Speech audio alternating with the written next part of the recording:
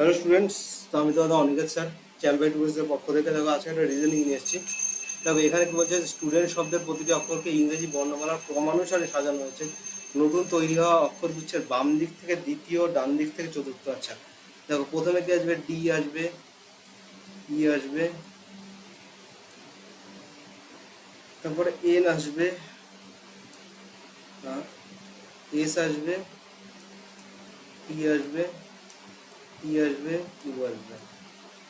ঠিক আছে, এবার কি বলছে যে বাম দিক থেকে দ্বিতীয় মানে ই, আর যেটার নাম্বারিং হলো 5, আর ডান দিক থেকে চতুর্থ মানে এটার নাম্বারিং হলো 19। তাহলে এদের মধ্যেকার গ্যাপ কত? 14। কিন্তু মধ্যে কতগুলো সংখ্যা হবে? 14 - 1, 13।